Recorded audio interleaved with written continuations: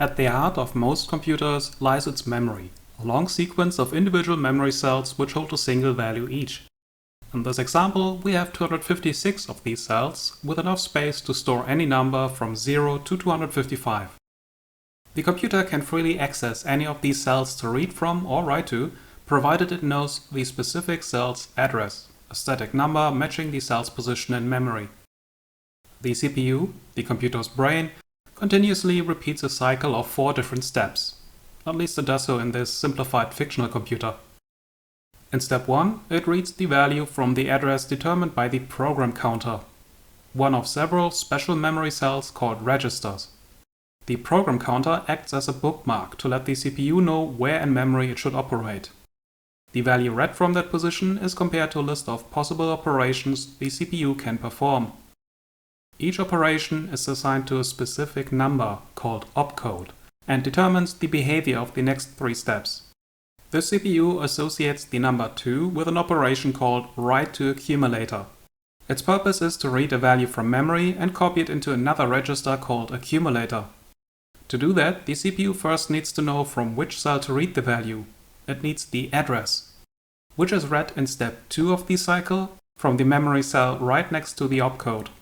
Combined, they form one instruction. In step 3, the CPU performs the operation, which here copies the number 2 from memory address 6 into the accumulator. And finally, in step 4, the CPU advances the program counter to the next instruction, and the cycle repeats. This time, the program counter points to address 2, containing the value 4. Opcode 4 refers to the add operation. Similarly to before, it reads the value from memory, but instead of writing it to the accumulator, it adds the number to whatever is already stored in it. In step 2 of the cycle, the CPU reads 7 as the target address, which means in step 3 it will add the number 4 to the previous 2 and end up with 6. And again in step 4, the PC is advanced to the next instruction and the cycle repeats. This third cycle processes a read from accumulator operation, the counterpart to the first one we looked at. The address from step 2 is where the CPU will copy the current accumulator value into. And with that, we successfully ran a program that adds 2 numbers. Just the computer doesn't know that. The computer doesn't know anything. It will simply continue the same 4 steps over and over and over again, meaning it will continue by reading the number 2 as an operation, treating it as another write to accumulator. So it reads the number 4 as the memory address to copy the value from and copies the number 1 into the accumulator. The CPU used what were 2 input values as an opcode and a memory address, and what was an opcode before as a value. To a computer, it is all just numbers. Whether they represent instructions or data is a distinction left for the programmer to sort out. Speaking of programmers, writing code with only numbers is a miserable experience. It is ultimately the language the machine understands, which is why we call it machine code. But humans work better with something more abstract. Starting by writing the program not in the memory directly, but as a text, with each line representing a different memory cell. When we need the computer to run our program, we can simply input it back into memory. Once we aren't limited to only numbers, we can use words instead of opcodes. When writing it into memory, we can still substitute them for the matching number. And let's keep them short, no need to write out the full name. We can also add notes to this, to keep track of what everything is supposed to do, with a special symbol in front to remind us that it's just notes, so we know what to ignore for the machine code. Using these notes, we can also keep track of different important memory addresses more easily. Just give them a unique name each. Or better yet, use only the names, not the numbers. We can still figure those out again later when we write the program to memory. But now that they're not just notes anymore, we can simply ignore them. Better use 2 other symbols, so it's clear that these represent memory addresses. One to give a line a name, and another for when we reference it. And lastly, since the opcodes and memory addresses often combine into one instruction, let's put them on the same line. This is assembly, a type of programming language. It is the same program as before, but much easier to understand and expand. For example, this program adds 2 fixed numbers, and keeps the result locked away in memory. Unlike our example here, real computer memory usually can't be read with the naked eye. To interact with the outside world, we can use a third register that is accessible from both outside and inside the computer. It will act as a bridge between us and the CPU. Rewriting the program a bit, we get this.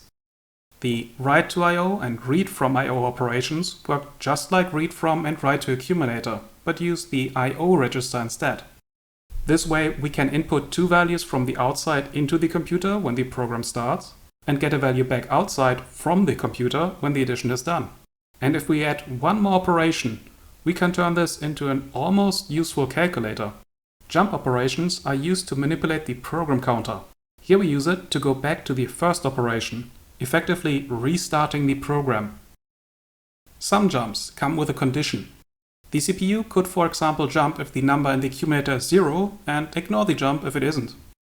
This is called branching, since it splits the flow of the program into different paths. And it allows us to create more complex behavior, like this one.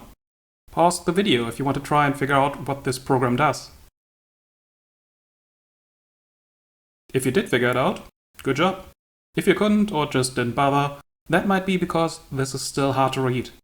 Assembly makes it easy enough to understand what operations are happening, but not so much why. Not unless you've stared at assembly for long enough to recognize the patterns. So why not make those patterns more obvious? Like this combination of 3 instructions. All it does is to set P to P plus B. How about we just write that? And checking before that, we can find another triplet that sets A to A minus 1, with a number as a name for 1. Looks better that way. Next are these two jump instructions. Combined, they repeat part of the program until the value in A becomes 0. Again, why not just write that? With a second short line so we know where we start and end. Similarly, the jump at the top skips over all these instructions if B is 0. You might still not see what the goal of the program is, but at least now you can see directly what it's doing, written in plain English. This is what higher level programming languages do. They are a way to express what a program is supposed to do without distracting you with the individual steps a computer would have to take to get there. By following some simple rules, we can turn this back to assembly, which we then can turn into machine code to save it in the computer's memory and run the program. Or, we could let a computer program do that for us. Specifically a type of program called compiler.